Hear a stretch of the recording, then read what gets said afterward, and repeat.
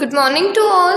So on Friday we have completed the question C on page number 79, and in today's video we'll do the work on page number 79, 80 and 81. So let's start from the question D on page number 79.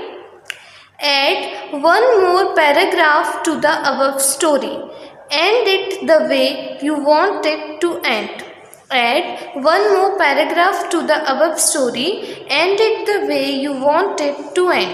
अब आपने story read किया, उसको समझा था, उसका and कैसे हुआ था कि अवी और उसका जो भाई था वो दोनों ट्रेन में बैठ जाते हैं। उनके फादर का फ़ोन आता है कि क्या आप स्टेशन पे पहुंच गए, तो वो बोलते हैं कि हाँ हम स्टेशन पे पहुंच गए और अब हम निकलने वाले हैं यहाँ से। तो अब वो हंस के एकदम बोलती है, अभी गिगल करके बोलती है कि हाँ हम पहुंच गए हैं, स्टेशन पे बैठ गए। और फिर वो बोलती है अभी से बोलता है वो कि मैं पापा ज़रूर सोच रहे होंगे कि इसमें हंसने वाली क्या बात थी।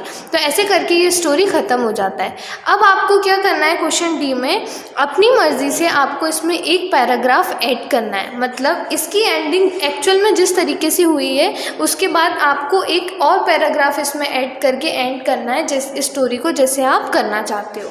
तो एक पैराग्राफ हम ऐड करेंगे इसमें अपनी मर्जी से। बुक में ही करना है आपको ये क्वेश्चन। फिर the train started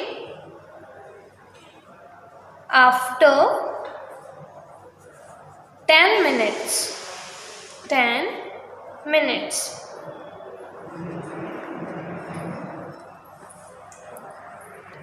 The train started after 10 minutes. Avi and Navi both reached safely at Kalka and enjoyed the wedding with their family. तो कैसे एंड किया हमने इस स्टोरी को? The train started after 10 minutes. Avi and Navi both reached safely at Kalka and enjoyed the wedding with their family. Okay, now turn your page. How to write a character sketch. How to write a character sketch. अब हम सीखेंगे कि character sketch कैसे right करते हैं। Character sketch क्या होता है? किसी पर्सन के बारे में लिखना। Read the lesson carefully and underline the actions, thoughts and dialogues of the person whose character sketch is to be written.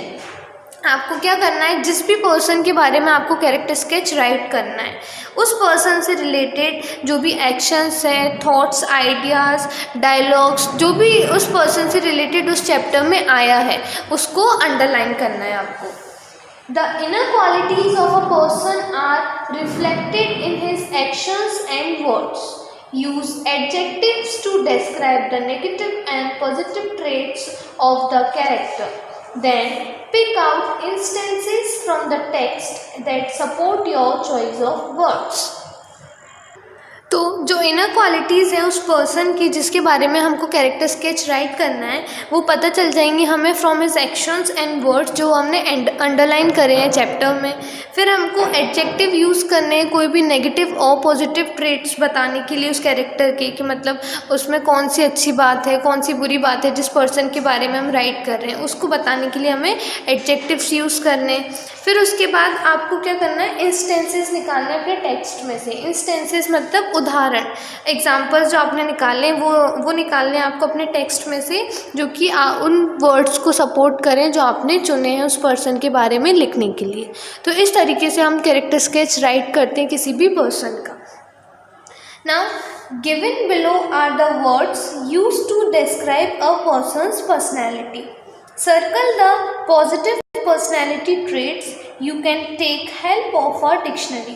अब आपको क्या करना है, नीचे बहुत सारे वर्ड्स दिए हुए हैं, ये कोई भी पर्सन की पर्सनैलिटी को डिस्क्राइब करते हैं, मीन्स पॉजिटिव भी हो सकते हैं वो वर्ड्स और नेगेटिव भी हो सकते हैं। अब आपको क्या करना है, इन वर्ड्स में से जो जो पॉजिटिव पर्सनैलिटी डिस्क्राइब करते हैं उनको सर्कल करना है। आप क्या कर सकते हैं, डिक्शनरी की भी हेल्प ले सकते हैं इनको सर्कल करने के लिए या फिर इनके मीनिंग्स पता करने के लिए। पहले हम रीड करते हैं सारे वर्ड्स, कौन कौन से वर्ड्स दिए हैं हमें। Observant, dedicated, courageous, proud, generous, timid, diligent, systematic, jealous, enthusiastic, courteous, rash, shy, tactful, calm, modest, inquisitive, considerate, compassionate, shrewd, meticulous, loyal, crafty, impatient, domineering, superstitious, possessive, boastful, sympathetic, generous, cautious, polite, submissive, quiet, reserved, humble, amiable, tender, kind। तो इतने सारे words हमें दिए हुए हैं। अब हम क्या देखेंगे, इनके मीनिंग्स देखेंगे। ऑब्जर्वेंट, ऑब्जर्वेंट का मीन्स क्या होता है, केयरफुल, जो मतलब एकदम ध्यान से देखता है। डेडिकेटेड, डेडिकेटेड का मीन्स क्या होता है, समर्पित। करेजियस, करेजियस का मीन्स क्या होता है, साहसी।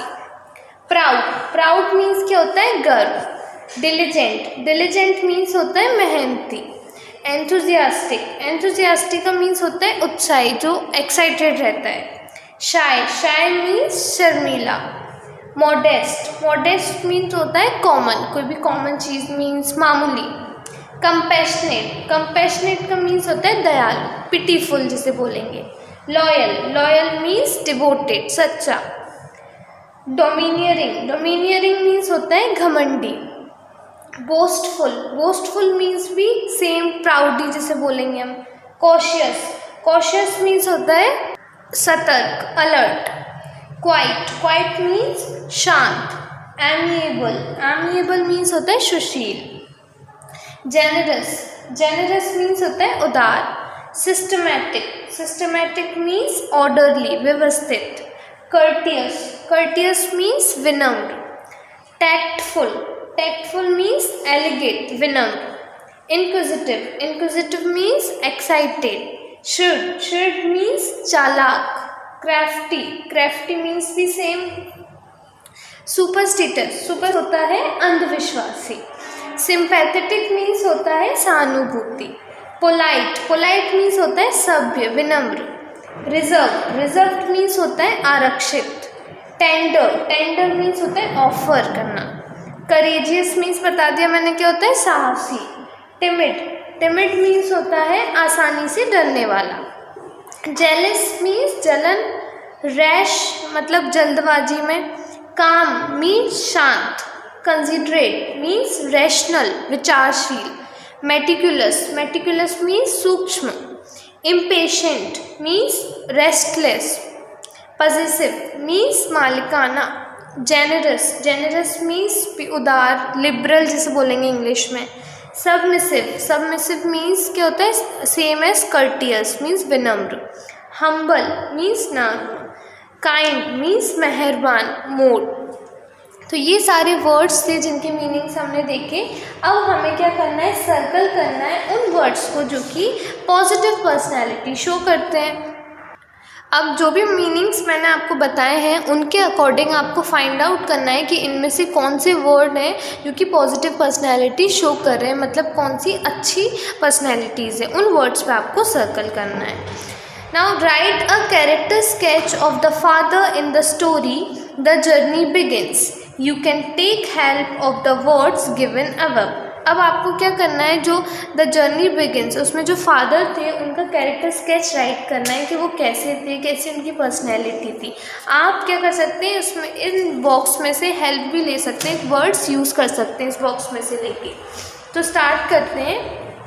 The father in the story is very caring and affectionate। अब देखो हम क्या करते हैं, एक वर्ड यूज करते हैं इसमें से, ऑब्जर्वेंट। ऑब्जर्वेंट का मीन्स क्या होता है, जो ध्यान से देखने वाला, जो हर चीज़ का ध्यान रखता है। तो हम क्या लिखेंगे, ही इज ऑब्जर्वेंट। कैसे थे वो, ऑब्जर्वेंट थे, हर चीज़ को ध्यान से देखते थे। देन ही इज, फिर से यूज करते हैं हम, वो कैसे थे, वो शांत थे, तो लिखेंगे हम काम। ही इज काम and has a lot of patience to double check everything, double check everything। he, एक और वर्ड यूज करते हैं हम, cautious। he is a cautious man। I'm reading one more time. The father in the story is very caring and affectionate. He is observant. He is calm and has a lot of patience to double check everything. He is a cautious man. Cautious का meaning क्या बताया था मैंने अभी आपको?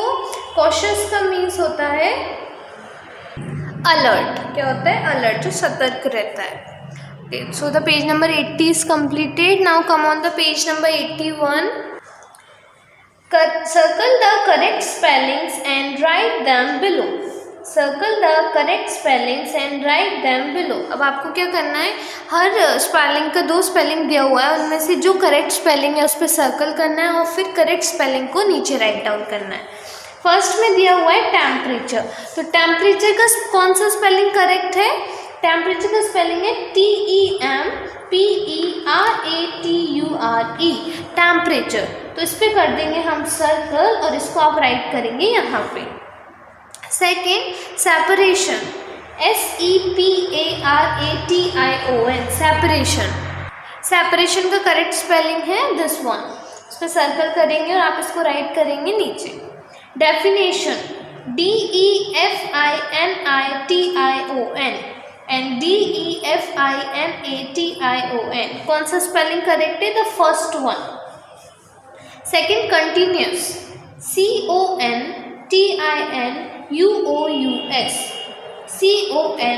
CONTINOUS, इसमें भी कौन सा स्पेलिंग करेक्ट है? The first one. Sincerely, SINCERLY और SINCERELY, which spelling is correct? The last one, sincerely। अब obediently, OBEDIENTLY, then OBIDIENTLY, obediently, which one is correct? The first one।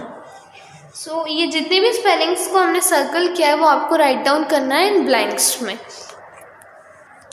Now the next question is grasping grammar. Interrogative sentences.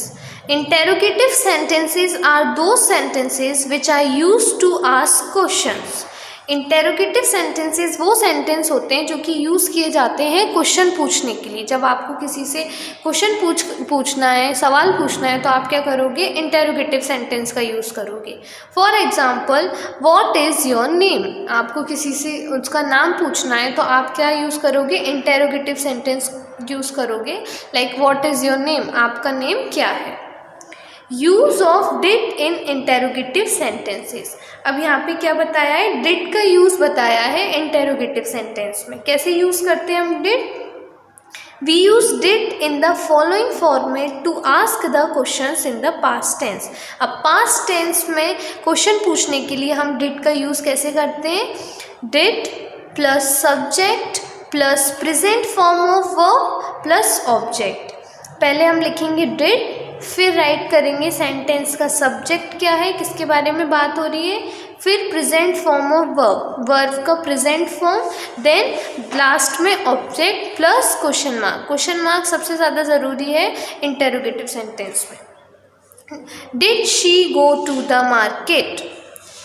अब हमें इसके basis पे exercise दी है, make these sentences interrogative, begin each question with did. अब ये following sentence मतलब 6 sentence हमें गिवन है, इन सेंटेंस को हमें इंटेरोगेटिव बनाना है डिड का यूज़ करके। हर सेंटेंस किससे स्टार्ट होगा, डिड से स्टार्ट होगा। तो फर्स्ट वन हमें एग्जाम्पल में दिया है, they waited for us, they waited for us. अब ये पास्ट टेंस है, अब इसको हमें इंटेरोगेटिव में चेंज करना है। तो क्या हो जाएगा, सबसे पहले आएगा डिड राइट कर दिया, फिर आएगा सब्जेक्ट दे राइट कर दिया, वर्ब का फर्स्ट फॉर्म आता है तो वेटेड का क्या हो जाएगा, वेट, और फिर आ जाएगा लास्ट में object and then question mark, did they wait for us.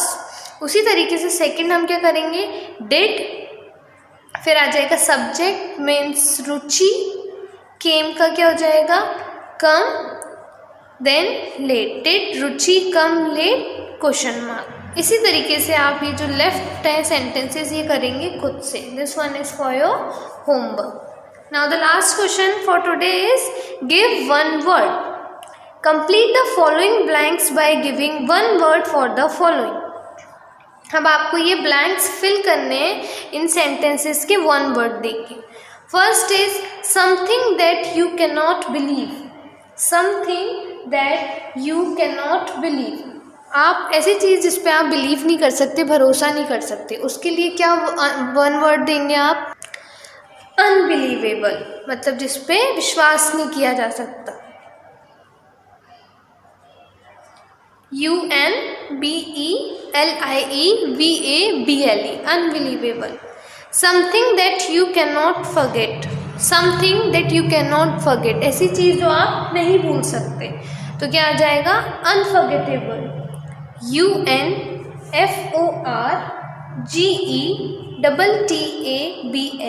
Unforgettable. Something that you can not count, सी चीज़ जो आप काउंट नहीं कर सकते, उसके लिए क्या वन वर्ड देंगे आप, uncountable, UNCOUNTABLE, uncountable. Something that can not be seen, something that can not be seen, सी चीज़ जिसे हम देख नहीं सकते, उसके लिए क्या वन वर्ड देंगे, इनविजिबल, से हम देख नहीं सकते उसके लिए क्या बोलेंगे हम, इनविजिबल। तो something that you can not believe, unbelievable, something that you cannot forget, unforgettable, something that you cannot count, uncountable, and the something that cannot be seen is invisible. Okay, so this one is also completed. Page number 79, 80 and 81 are completed now. So it's enough for today. Rest of the work related to this chapter we'll do in the next video. तब तक आपको क्या करना है, इसकी जो भी exercise हमने आज किया वो करना है बुक में, है ना, good hand writing. Okay, thank you.